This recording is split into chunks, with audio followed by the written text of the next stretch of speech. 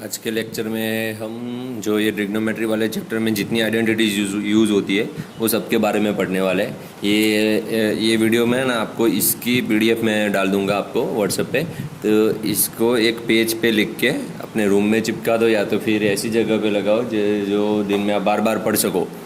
और इसको सभी के सभी आइडेंटिटी को याद रखना है, इसके हिसाब से ही आगे के एग्जाम्पल सॉल्व होंगे, वरना सॉल्व नहीं होंगे। तो अभी से जो जितने 2 पेज भर के है पूरा, तो वो 2 पेज भर के जितनी आइडेंटिटी है 18 या 20 जितनी भी है वो सब आपको याद कर लेनी है, रिमेंबर। क्योंकि कोई भी एग्जाम्पल में कौन सी आइडेंटिटी लगेगी वो बताया नहीं होगा। आपको दिमाग में सभी आइडेंटिटी याद होगी, तभी आपको पता चलेगा कि इसमें से कौन सा लगाऊंगा मैं, तो भी सॉल्व होगा, बाकी नहीं सॉल्व होगा। चलो करते हैं 1 बाय 1। साइन थीटा का हमने पहले 6 हम पढ़ चुके हैं, पर रिपीट कर दिया। Sine theta is equal to opposite side upon hypo. Cos theta वाला भी पता है, यहाँ तक कॉट थीटा वाला सब आपको पता है, कल किया था।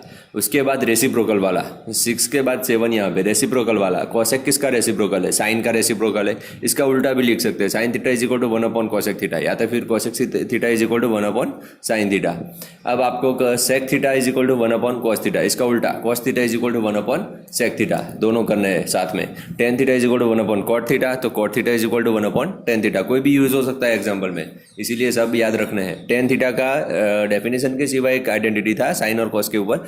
टेन थीटा वो है, साइन और कॉस का डिवाइड करेंगे तभी भी टेन की वैल्यू आपको मिल जाएगी। Tan theta is equal to sine by cos, और इसका reciprocal cot is equal to cos by sine. इसको याद कैसे रखेंगे? यहाँ पे देखो, यहाँ पे सी है तो आगे ऊपर सी आएगा। टेन के ऊपर टी है तो सी नहीं आ सकता, क्योंकि कॉट में ऊपर सी आता है तो टेन में नीचे चला जाएगा। तो tan theta is equal to sine by cos, cot theta is equal to cos by sine. ये छोटी सी ट्रिक है, उसके ऊपर से इसको याद रख लो। यहाँ पे सी और ये वाला सी दोनों साथ में ऊपर होने चाहिए, तभी काम बनेगा, वरना नहीं। इसके बाद स्क्वायर वाले 3 आइडेंटिटी है। स्क्वायर वाले कैसे? Sine square plus cos square theta is equal to 1। ये जो मैं थीटा बोल रहा हूँ, एक नोटेशन है, इसको करते कैसे? 0 बनाओ और बीच में से ऐसे हाफ कर दो उसको। ये थीटा है। अभी हम क्या करते थे, ट्राइंगल में एबीसी वैल्यू, एबीसी नोटेशन लेके चलते थे कि angle A, angle B, angle सी।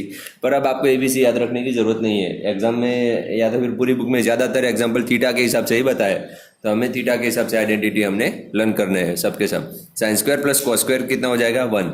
साथ में sec square minus tan square is equal to 1, cosec square minus cot square is equal to 1।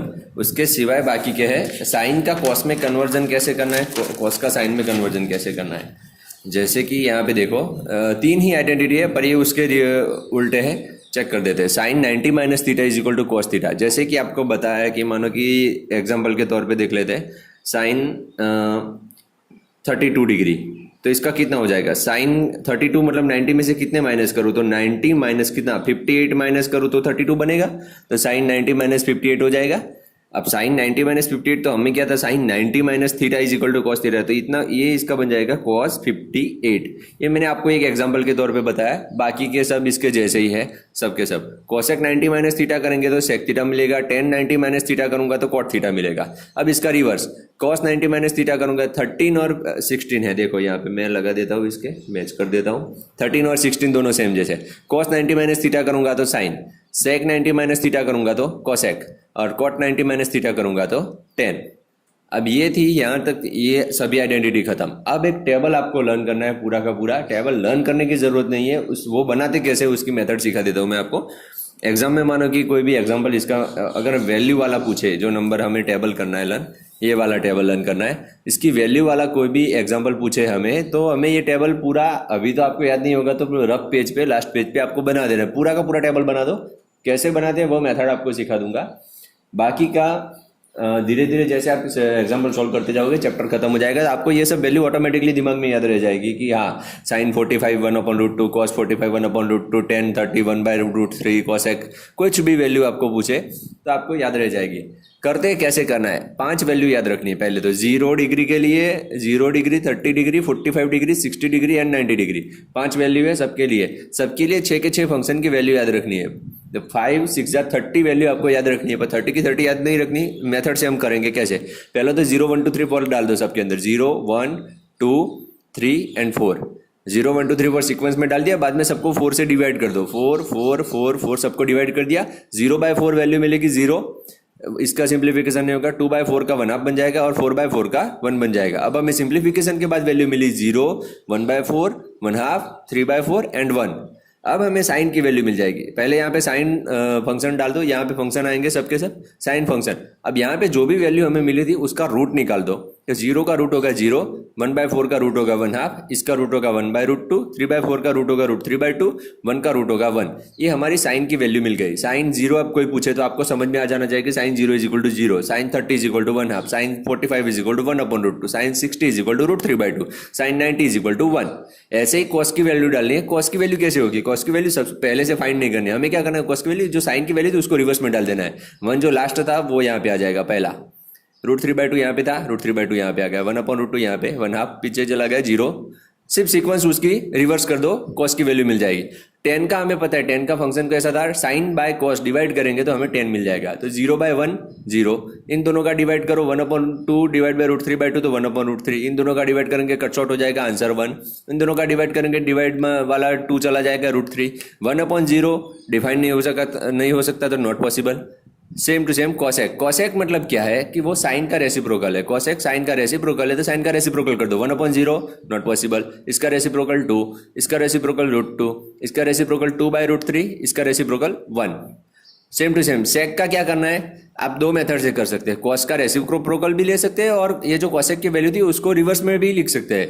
Cosec की वैल्यू जो है उसको रिवर्स में लिखते हैं। 1 पहला आ जाएगा, 2/√3 second, √2 third, 2 second last, not possible last में चला जाएगा। अब बारी आई कॉट की। कॉट के लिए हम क्या करेंगे, tan का रेसिप्रोकल ले लेंगे। tan का रेसिप्रोकल करो, 0 का रेसिप्रोकल नॉट पॉसिबल, 1/√3 का √3, 1 का रेसिप्रोकल 1, √3 का 1/√3 और नॉट पॉसिबल का यहाँ पे नॉट पॉसिबल का 0 नहीं हो सकता, पर हमें सोचना है कि नॉट पॉसिबल किसका रेसिप्रोकल पॉसिबल ही नहीं है, तो हमें मिल जाएगी वैल्यू 0। ओके, पहले स्टार्टिंग वाला रिपीट करवा देता हूँ। साइन की वैल्यू कैसे लाएंगे हम, पहले तो यहाँ पे जो हमारे एंगल्स होते हैं 90 डिग्री तक एंगल होते हैं, 0, 30, 45, 60 एंड 90, उसके नीचे 0, 1, 2, 3 एंड 4 डाल दो। 0, 1, 2, 3, 4 सीक्वेंस में उसको डिवाइड बाय 4 कर दो।